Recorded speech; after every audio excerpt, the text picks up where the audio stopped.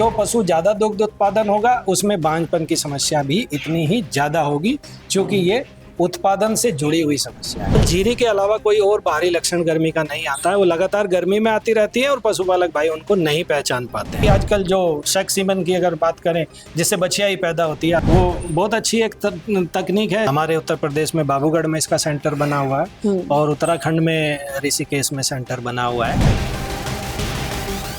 नमस्कार, गांव जंक्शन पर हम आपको लेके आए हैं ब्रज क्षेत्र, और ब्रज में भी खास ये है उत्तर प्रदेश पंडित दीनदयाल उपाध्याय पशु विश्वविद्यालय, जहां पर हम जानने की कोशिश करेंगे कि सही ब्रीड, सही नस्ल की बछिया या फिर उसके बच्चे कैसे आपके लिए आसान तकनीक से बहुत बड़ी समस्या का समाधान बन सकते हैं। लेकिन जरूरत है सही जानकारी की। सही जानकारी के लिए ही हम आपको लेकर के आए हैं सही जगह पर। डॉक्टर साहब, अगर मैं कहूँ एक वर्ड में, एआई से तो लोगों को वही समझ में आता है, आर्टिफिशियल इंटेलिजेंस, लेकिन एक और एआई है जो गांव में किसानों के लिए भी बड़ी कारगर साबित होती है। इस विधि में जो सीमेन या जो बीज हम इस्तेमाल करते हैं वो उसी सांड का इस्तेमाल करते हैं जो अपनी नस्ल के औसत दुग्ध उत्पादन से ज़्यादा दूध देने वाली माँ से पैदा हुआ है।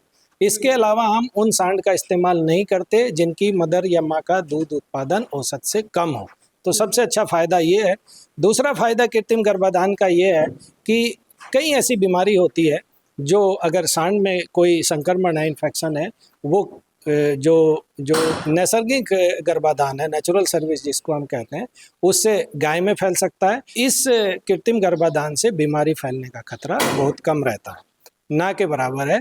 तीसरा फायदा ये है कि जब हम कृत्रिम गर्भाधान करते हैं पशु में, गाय या भैंस में, हम उसको पहचान सकते हैं कि पशु अच्छी तरीके से हीट में, गर्मी में है कि नहीं, जिससे गर्भ धारण का दर भी ऑप्टिमम रहता है, सामान्य रहता है। और यहाँ पर मैं अपना तजर्बा बताऊं, पिछले 15 साल से इस क्षेत्र में, ब्रज में, ज़्यादातर जो हमारे पास बांझपन के केस आते हैं, हम सब उनकी हिस्ट्री पूछते हैं, पशुपालक से पूछते हैं दाने में आप क्या दे रहे हैं, तो सभी का 100% जवाब होता है सब गेहूँ खिलाते हैं।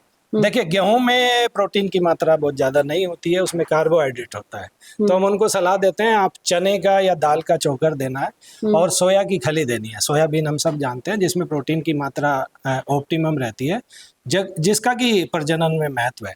और उसके अलावा साल्ट है, नमक भी है, और कीड़ों की दवाई भी हर 6 महीने में। गाभिन में अलग दवाई दी जाती है, जो पशु गाभिन नहीं है उसमें अलग दवाई दी जाती है, वो भी नियमित अंतराल से देना जरूरी है, जिससे कि बांझपन की समस्याएं निश्चित रूप से कम हो जाएंगी। अब बात करते हैं नस्लों की। कौन कौन सी नस्लें हैं जिनके सीमन की मांग बहुत ज्यादा है, या आपको लग रहा है कि अभी हाल फिलहाल में ग्राफ में बदलाव हुआ है? जो हमारी देसी नस्ल की गाय है उसमें जो यहाँ पे मांग साहिवाल की ज्यादा है, क्योंकि साहिवाल मिल्च ब्रीड में आता है। इसके अलावा रेड सिंधी है, उसका सीमन हालांकि हमारे पास नहीं है। थारपारकर है, ये देसी नस्ल की गाय है, अच्छी। गिर है, आजकल आपने देखा होगा गिर अच्छी नस्ल है। और जहाँ तक क्रॉस ब्रीड या दोगले नस्ल की गाय है, उसमें 2 ही नस्ल प्रमुख हैं, जिसमें एक जर्सी है जो काले रंग की होती है और एक होलिस्टीन फ्रीजन है जो सफेद और काले रंग की होती है। ये दोनों क्रॉस ब्रीड हैं। निश्चित रूप से इनकी ईल्ड ज्यादा है, लेकिन जैसे मैंने बताया, ईल्ड तो ज्यादा है, दूध तो ज्यादा देती है, लेकिन इतना ही हमारे पशुपालक भाई को उनको ध्यान रखना पड़ेगा उनके खाने पीने का। देसी नस्ल की तुलना में उनमें प्रजनन या बांझपन की समस्या होने की ज्यादा संभावना है। जहाँ तक भैंस की बात करें तो भैंस की नस्ल में मुर्रा, आपने सुना होगा, जो हरियाणा का नस्ल है मुर्रा, वहाँ पे पाई जाती है। मुर्रा नस्ल अच्छी है। इधर यूपी में भदावरी भी, एटा इटावा साइड में, जिसकी फैट परसेंट भी अच्छी है, भदावरी भी मिलती है। तो संतुलित आहार अगर कोई बच्चिया है, शुरू से ही किसान को क्या ध्यान रखना है कि आगे चल के इनफर्टिलिटी या बांझपन की समस्या ना हो? देखिए, प्रजनन एक ऐसी प्रक्रिया है जो कि एक लग्जरी प्रोसेस है, जिसका मतलब यह है कि हमें जिंदा रहने के लिए तो कम तत्वों की आवश्यकता है, लेकिन प्रजनन के लिए उससे अधिक, लगभग कोई ऐसा तत्व नहीं है या हार्मोन नहीं है जिसका प्रजनन में रोल नहीं है। जैसे खिलाने के लिए दाना है हमारा, रफेज है, ये भूसा है, हरा चारा, लगभग 1/3 हरा चारा, भूसा 4 से 5 किलो। जहाँ तक दाने की हम बात करते हैं, देखिए दाने का भी बहुत अभाव है ग्रामीण क्षेत्र में अगर देखें, क्योंकि प्रोटीन की मात्रा नहीं मिल पाती है हमें भूसे और हरे चारे से। तो दाने के लिए लगभग फार्मूला ये बनता है कि 1.5 से 2 किलो दाना तो मेंटेनेंस राशन है, यानी उसको शरीर के जीवन यापन के लिए। लेकिन अगर दूध भी दे रहा है पशु, तो हर 2 लीटर के लिए 1 किलो दाना अनिवार्य है। अच्छा। लेकिन अगर मान लीजिए 4-10 लीटर का पशु है तो लगभग 4-4.5 किलो दाना उसका दूध के लिए बैठता है और 1-1.25 किलो जो मैंने बताया मेंटेनेंस राशन है, लगभग 4 से 5 केजी। और हम देखते हैं, आप भी देखते होंगे, गांव में इतना दाना नहीं मिल पाता है और इसी की वजह है कि पशु की इनफर्टिलिटी की समस्याएं होती हैं। और इसका भी जो पशु ज्यादा दुग्ध उत्पादन होगा उसमें बांझपन की समस्या भी इतनी ही ज्यादा होगी, क्योंकि ये उत्पादन से जुड़ी हुई समस्या है। आप लोग किसी डेयरी में जाते हैं जहाँ पे उस सांड की माँ का पता चलता है हाँ, कि वो कितना दूध देती है? देखिए, ऐसे संस्थान में जो भी एनिमल परचेज किया जाता है वो बगैर अगर उसका रिकॉर्ड नहीं है, ऐसे गांव से कभी भी एनिमल नहीं खरीदा जाता अगर उसका कोई पेडिग्री रिकॉर्ड नहीं है। ऐसे संस्थान में सरकारी, इसमें जो भी पशु खरीदा जाता है वो सरकारी से या रजिस्टर्ड जो एनजीओज हैं उन्हीं से पशु खरीदते हैं, जिनका की ऊपर की पीढ़ी का रिकॉर्ड उपलब्ध है। क्योंकि गर्भाधान पे देखिए, पशुपालक या हमारा अगर ध्यान नहीं देंगे कि कहाँ पे हमें गाभिन कराएं, हम अच्छी नस्ल का पशु तो ले आए हरियाणा से, लेकिन हमने अगर उसी नस्ल से उसको गाभिन नहीं कराया तो जो पैदा होने वाली बछिया या पड़िया है उसकी नस्ल प्योर नहीं रहेगी। यहाँ तक कि आजकल जो सेक्स सीमन की अगर बात करें, जिससे बछिया ही पैदा होती है, आपने भी सुना होगा, तो वो बहुत अच्छी एक तकनीक है। चूंकि नर पशु का, सांड का कोई फायदा नहीं रह गया है, मशीनरी का उपयोग ज्यादा है हमारे पशु कृषि के कार्य में, तो वो 100 रुपये का उत्तर प्रदेश सरकार पशुपालकों को उपलब्ध करा रही है, जबकि उसका खर्चा लगभग 1000 या 1200 के करीब सरकार आता है, तो सरकार उस पर सब्सिडी देती है किसान को। यानी अब वो क्या कह के लेना है सेक्स सीमन को? सेक्स सीमन में है कि वो बीज डालना है जिससे बछिया ही पैदा होगी, तो उसे हाँ, उससे 95% एक्यूरेसी के साथ, यानी कि 100 पशु अगर गाभिन हो सकते हैं, हो सकता है 2-4 में किसी में नर भी, बछड़ा भी पैदा हो जाए। सेक्स सीमेन पे उत्तर प्रदेश सरकार का बहुत पैसा खर्च हो रहा है, बार बार सरकार इसके पीछे मीटिंग भी करती है, क्योंकि ये तकनीक अमेरिका की है जिन्होंने इसको पेटेंट किया है, जिसके तहत ये सेक्स सीमेन पैदा होता है।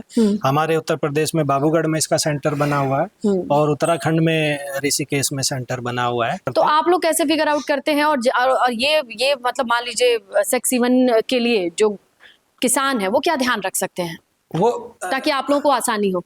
गाभिन की समस्याएं अगर पशु में नहीं होगी, मतलब वो समय से गर्मी में आ रहा है, जैसे जनन चक्र 21 दिन का होता है, झीरी साफ आ रही है और पशु में कोई बीमारी नहीं दिख रही है, तो हम मान के चलते हैं कि प्रजनन संबंधी समस्याएं भी उसमें कोई नहीं होगी, उसमें हम सेक्स सीमन का यूज कर सकते हैं। अब जाते जाते कोई 1-2 टिप देना चाहेंगे प्रजनन क्षमता से जुड़ी हुई, डॉक्टर साहब आप? देखिए, प्रजनन क्षमता से, चूंकि हम जिस टॉपिक पे बात करते हैं कृत्रिम गर्भाधान पे, मेरी 2-3 सलाह है पशुपालक भाई से कि पशुओं को संतुलित आहार देना है, कीड़ों की दवाई देनी है और गर्मी में पहचानना है। गर्मी के लक्षण जैसे हम देखते हैं, पशुपालक भाई हमारे गर्मी के लक्षण सब जानते हैं।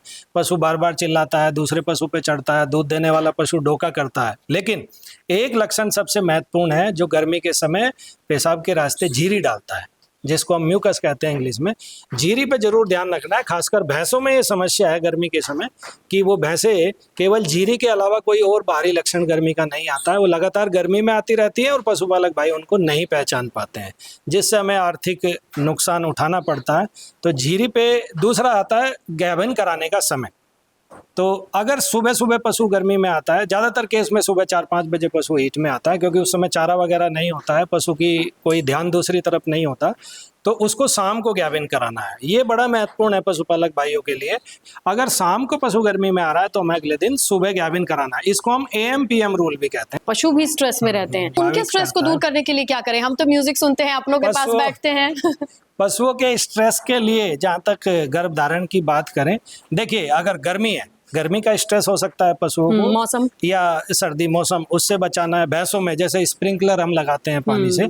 दूसरा, गर्भाधान के समय, ये हमारी केंद्र सरकार की जो गाइडलाइंस है कृत्रिम गर्भाधान, उसमें भी लिखा हुआ है कि पशु को हमें AI सेंटर पे न ले जाके फार्मर के डोर स्टेप पे ही कृत्रिम गर्भाधान कराना है, घर पे। देखिए, चूंकि पशु बोलता नहीं है, लेकिन पशु में भी ये सारी इतनी सेंस होती है, और जो पशुपालक भाई अपने जानवरों से इतना लगाव रखते हैं, उनको भी आभास हो जाता है कि इस समय हमारे पशु को कोई दिक्कत तो नहीं है, इस समय हमें क्या देना है, ये आभास होने लगता है। तो आई होप कि इस पूरी जानकारी से आपको कुछ फायदा हुआ होगा। डॉक्टर साहब के लिए कोई सवाल है तो कमेंट बॉक्स में जरूर लिखिएगा। डॉक्टर साहब, आपका नंबर चाहिए होगा अगर लोग आपसे संपर्क करना चाहें।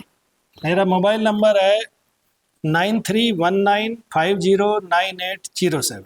मैं डॉक्टर अनुज कुमार, प्रोफेसर यहाँ पे गायनिकोलॉजी में कार्यरत हूँ।